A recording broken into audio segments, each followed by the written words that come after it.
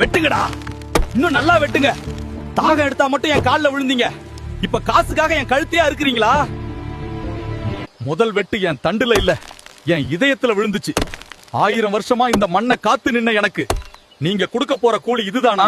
நிறங்களும் சுவைகளும் நிறைந்த உலகத்தில் நான் ஒரு பழங்கால நினைவாகிவிட்டேனா?